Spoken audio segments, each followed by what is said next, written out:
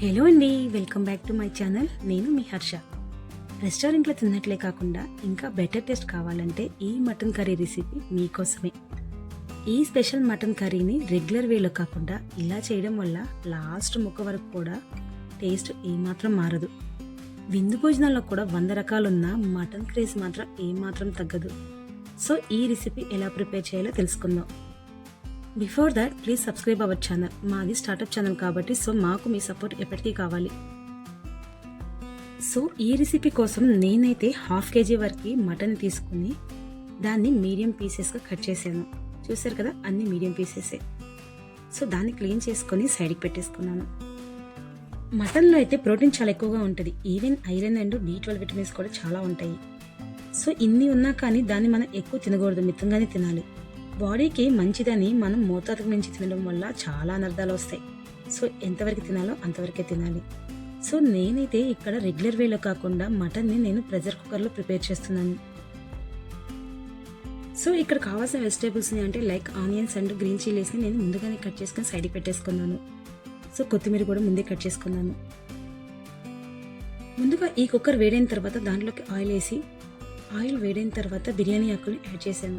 ఇవి యాడ్ చేయడం వల్ల మంచి టేస్ట్ వస్తుంది. ఈవెన్ స్మెల్ వైజ్గా కూడా మంచి స్మెల్ గుమాయించి కొడుతుంది. కొంచెం ఫ్రై అయిన తర్వాత నేను వాటిలో కట్ చేసి పెట్టుకున్న ఆనియన్స్ అండ్ గ్రీన్ చిల్లీస్ని యాడ్ చేసుకున్నాను. ఇవి గోల్డెన్ కలర్ వచ్చేంత వరకు వేయించుకోవాలి. నేను దీనిలోకి కర్రీ లీవ్స్ కూడా యాడ్ చేస్తున్నాను. కర్రీ లీవ్స్ వల్ల కూడా టేస్ట్ అయితే బాగుంటుంది.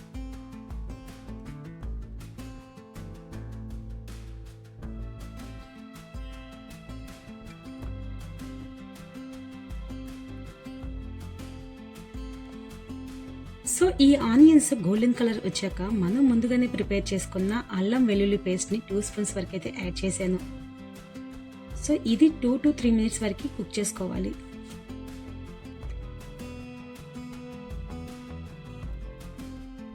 ఈ అల్లం వెల్లుల్లి పేస్ట్ కుక్ అయిన తర్వాత మన ఫైనల్ ఇంగ్రీడియంట్ ఏదైతే ఉందో అదేనండి మటన్. ఈ మటన్ పీసెస్ని మనం కుక్కర్లోకి ఉడికించుకోవాలి.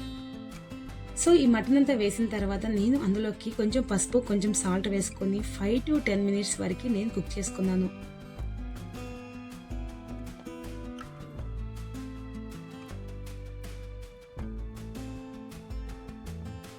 ఈలోపు నేను మనకు కావాల్సిన మసాలా పేస్ట్ అయితే రెడీ చేసుకుంటున్నాను.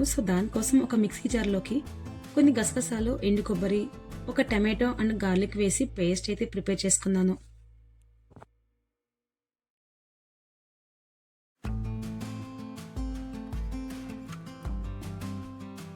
నాకు వచ్చేసి ఇక్కడ కర్రీ అనేది గ్రేవీలో కావాలి కాబట్టి నేను ఈ మసాలా ప్రిపేర్ చేసుకున్నాను. చక్కటి గ్రేవీ చిక్కగా రావాలంటే మాత్రం ఈ మసాలా కంపల్సరీ. మీరు కూడా మీకు ఎంత క్వాంటిటీలో కావాలో అంత క్వాంటిటీ ప్రిపేర్ చేసుకొని, నేను 1/2 kg వరకు మటన్ తీసుకున్నాను కాబట్టి తక్కువ క్వాంటిటీలో తీసుకున్నాను. చూసారు కదా, ఇప్పుడైతే మటన్లో వాటర్ వేయకుండానే మటన్ నుంచి మనకి వాటర్ అనేది రిలీజ్ అవుతుంది. ఈ వాటర్ అంతా ఇంకిపోయేంత వరకు మనం కుక్ చేసుకోవాలి.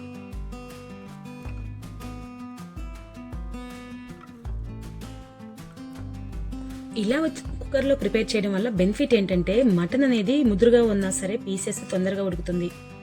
ఈవెన్ మనకి గ్యాస్ కూడా చాలా తక్కువ ఖర్చు అవుతుంది. ఇలా ప్రిపేర్ చేయడం వల్ల మటన్ కర్రీ చాలా టేస్ట్గా ఉంటుంది. వాటర్ మొత్తం డ్రై అయిపోయింది కాబట్టి ఇప్పుడు నేను 2 స్పూన్స్ వరకు నేను రెడ్ చిల్లీ పౌడర్ని యూజ్ చేస్తున్నాను. తర్వాత దీనిలోకి మనం ముందుగానే ప్రిపేర్ చేసి పెట్టుకున్న మసాలా పేస్ట్ని అయితే యాడ్ చేసుకున్నాను.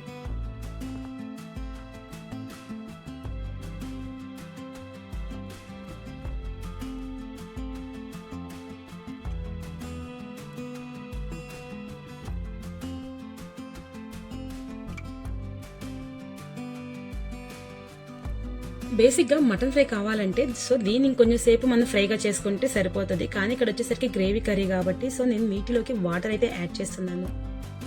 2 cups వరకు వాటర్ని నేను యాడ్ చేసేసుకుని తర్వాత దాన్ని 5 విజిల్స్ వచ్చేంత వరకు మనం కుక్ చేసుకోవాలి. ఇప్పుడు నేను గరం మసాలా అండ్ కొత్తిమీర తరిగి పెట్టింది ఏదైతే ఉందో ఆ రెండింటిని కూడా యాడ్ చేసేసి ఫైనల్గా నేను 5 విజిల్స్ వచ్చేంత వరకు ప్రెషర్ కుక్కర్ని కుక్ చేసుకున్నాను.